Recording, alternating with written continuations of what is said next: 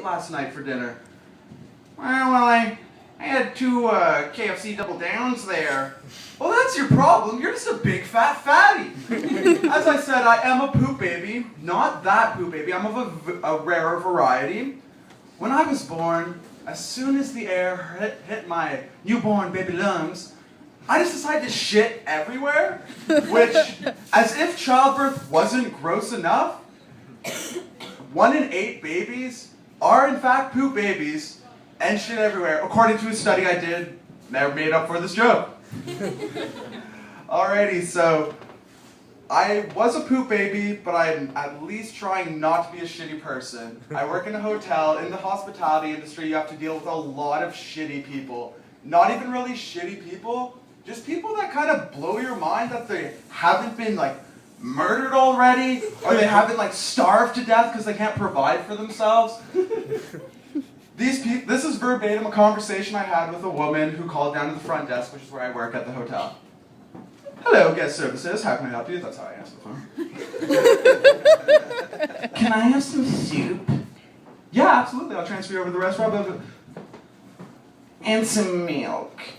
Yeah, like I said, absolutely. I'll transfer you over to the restaurant. They look after all the food. Fine. I guess I'll just starve then.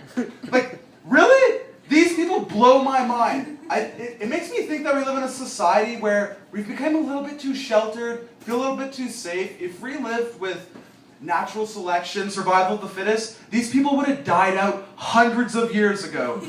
We gotta stop throwing these people bones. The biggest thing we do, I think, that's keeping them alive is the goddamn infomercials. I haven't ever related to an infomercial in my goddamn life. These people, though, that must be their everyday life for them. Every mundane task is a monumental struggle. Oh, shave myself in the morning. Ah! Alright, I guess I gotta keep going. Ah! Okay, alright. That's just the morning. Go back home, you're like making popcorn with your family. Sit down, we're gonna watch a nice movie. Go to grab the remote. Ah! Bull goes into the TV, popcorn everywhere. Why didn't I get a fucking Snuggie? The reason these people have to be so upset, they're spending all their hard-earned money on infomercials. You're up there late at night and you're just thinking to yourself like, yeah, who the fuck is buying? These are these people! They're clearly not equipped for the world we live in, but they have to deal with it. That's just part of everyday life for them. This next bit, it's going to be pretty offensive, so like, just strap in, like enjoy the ride. I don't want to say I used to mock the mentally disabled, but yeah, by definition, that's exactly what this is. And don't look at me like I'm a terrible person. Some people are born, they're disabled, like they're athletes, they're geniuses. I have very few talents. One of mine, I do like an alright imitation of a mentally challenged person. It's a terrible thing to say, but I guess okay, I'm amping it up. You gotta have the rusty impression.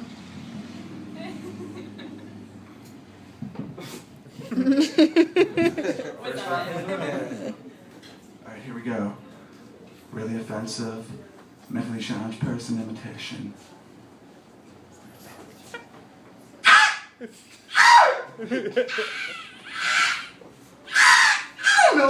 It's extremely offensive, right?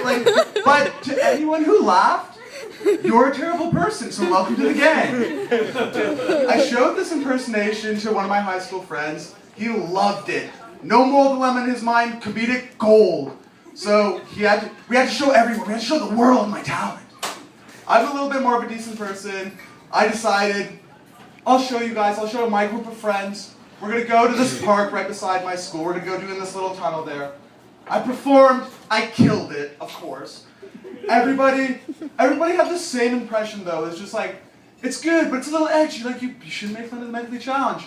I had to remind them, we're in a busy park right now. To the dozens of old ladies walking their dogs by, they're just the absolute worst people that they have ever witnessed. They've just skipped school for the sole purpose of bringing this mentally challenged person into an alley just to berate him. Dance, monkey, dance! So, basically, I thought, why wouldn't someone, like at least one person, come and make sure, maybe it's not that good of an impression, maybe at least one person would have came over and said, Like, hey, what are you children doing? Why are you making fun of this handicapped person? One place where you always check to make sure a handicapped person is a handicapped person, which is a weird thing to say, handicap parking. Admit it, we've all done it. If you're anything like me, the second you see a car pull up into that spot, you're running over. You gotta make sure he's like visibly disabled. Opens up the door, just drops to the ground out of it. Or he pulls up to the car, he pulls up into the spot alone, gets out in a wheelchair, your mind's fucking blown. But there's pedals. Okay, this guy gets a pass. We'll let him park here. He gets to come into the store a little bit faster than I do. You see like an average Joe walk into there, or park in that spot, gets out just slightly overweight. Excuse me, sir! Excuse me, sir! What's your handicap? Questions you would never ask anyone in any other situation. What's your disability? Actually, I'm not disabled, but my son died of leukemia like a week ago. It's what I thought, asshole! Move your fucking car! I used to have a parking pass when I was a child with my family. My mother had cancer. Great way to start a joke. So, basically we never ever used the pass, never abused it. Shouldn't say that, abused the hell out of it during the holiday season. Who the hell wouldn't? Like I said, we abused it during the holiday season. And basically, I can vividly remember my dad turning to my 8-year-old self and being like, Jay, we're gonna need you to limp into the Toys R Us today. Or he'd be being nice, we'd be going in Christmas shopping for something for me. So I'd wait in the car, so I went to see what he's getting for me. But he'd turn to me and be like, Jay, I'm gonna need you to just kind of like, if anyone looks at you, give him a little shake, give him a little seizure, just something. Something that makes them think we have the right to park there. Which, like, honestly, I never used my full advantage. Think about it, I'm Christmas shopping with my dad. We're going and getting presents. I could have walked into any store and been like, alright, I'll take this one in blue. Yeah, I guess I'll take that one in my size. Oh, you don't want to buy this for me?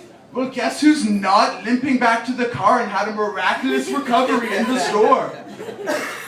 All I'm trying to say is if I extorted my dad for abusing a handicap parking pass, I could have had all the Pokemons in the world. And isn't that what Christmas is truly about? That's all I had the time to write, guys. I hope you enjoyed it.